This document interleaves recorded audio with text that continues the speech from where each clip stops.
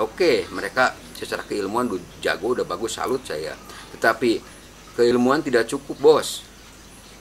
Harus didukung juga dengan pengetahuan tentang local wisdom, pengetahuan tentang karakteristik daerah, masyarakat, dan hal yang lainnya.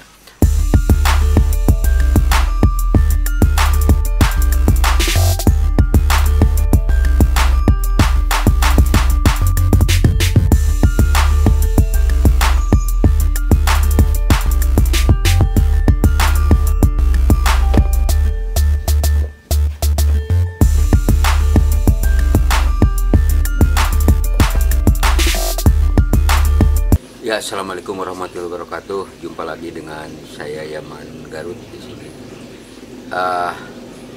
Akan melanjutkan pembahasan kemarin terkait pemberitaan bahwa sedang ada proses perubahan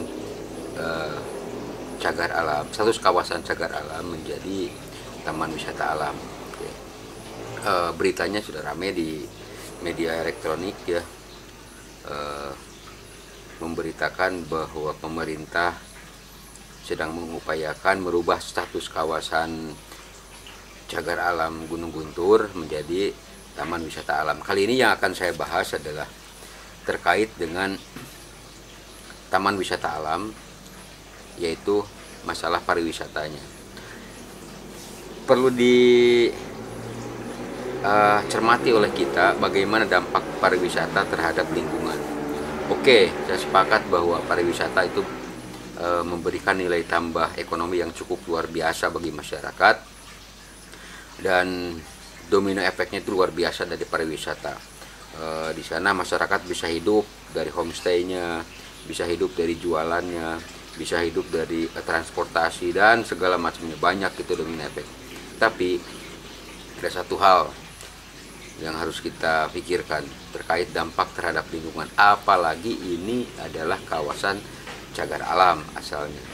Oke, kawasan cagar alam tiba-tiba menjadi taman wisata alam, bagaimana dampak terhadap lingkungannya? Karena saya lihat bahwa jangankan wilayah cagar alam yang akan dijadikan tempat biasa saja, seperti beberapa tempat di Bali, riset telah membuktikan bahwa dampak dari pariwisata terhadap lingkungan itu luar biasa. Terjadinya gangguan terhadap habitat, terhadap ekosistem juga, gangguan terhadap pola masyarakat. Ya. Nah, yang saya mau garis bawahi di sini, yang mau jadi fokus adalah kerusakan terhadap alam. Oke. World Tourism Organization, itu WTO ya, sudah mengakui pada tahun 1996 itu mengakui bahwa si pariwisata ini memberikan dampak negatif terhadap lingkungan, sehingga WTO ini menyarankan kalau ingin mengembangkan pariwisata yang berbasis akan lingkungan. Okay. Jadi harus sustainable yang namanya pariwisata. Apakah kita siap dengan pariwisata seperti itu di kita? Karena itu harus didukung juga dengan pemahaman dari pemerintahnya, pemahaman dari masyarakatnya, didukung juga dengan pola-pola controlling, pengawasan, monitoring, dan hal yang lainnya itu harus berjalan. Sementara ini, jangankan untuk kawasan yang asalnya cagar alam menjadi taman wisata alam, kawasan yang biasa saja hari ini sudah nggak jelas pola pembangunan pariwisatanya, tidak jelas bagaimana pariwisata yang ramah terhadap lingkungan, itu kan ya. Nah, sehingga saya berpikir bahwa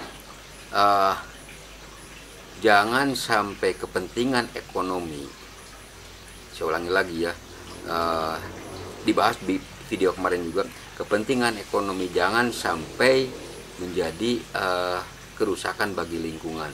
Oke, karena kekhawatiran saya ketika pariwisata mulai dibuka, apa yang akan terjadi? Oke, baik, itu mungkin bisa dikelola oleh pihak swasta atau siapapun yang mengelolanya. Tapi domino efeknya, masyarakat yang belum teredukasi bisa saja datang ke sana secara liar, membuat gubuk-gubuk usaha di sekitar sana. Siapa yang bisa ngelarang? Siapa yang bisa menjamin bahwa menjamurnya menjadi atraksi bagi masyarakat untuk berusaha di sana, itu akan berdampak terhadap lingkungan, pembukaan lahan baru.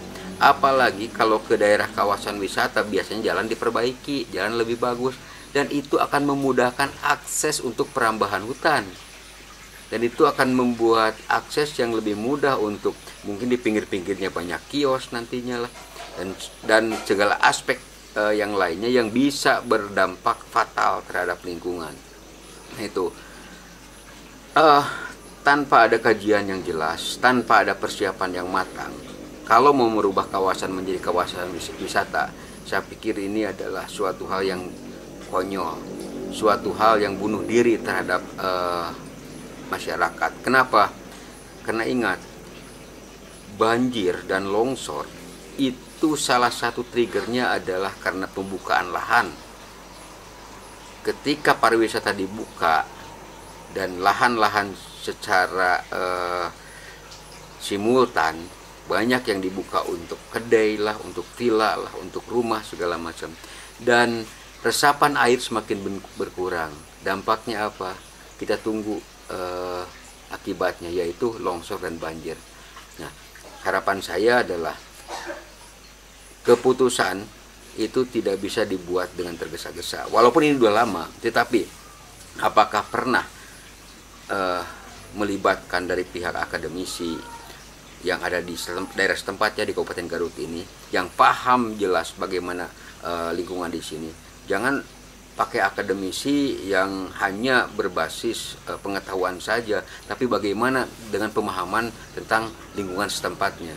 Oke, mereka secara keilmuan jago, udah bagus, salut saya. Tetapi keilmuan tidak cukup, bos. Harus didukung juga dengan pengetahuan tentang local wisdom, pengetahuan tentang karakteristik daerah, masyarakat, dan hal yang lainnya. Oke, tolong dipikirkan kembali. Jangan sampai keputusan menjadi taman wisata alam itu malah jadi bumerang yang nantinya menjadi bencana bagi masyarakat, baik bencana sosial, bencana moral, ataupun juga bencana alam yang akan terjadi. Ingat, there's no disaster, there's only bad management.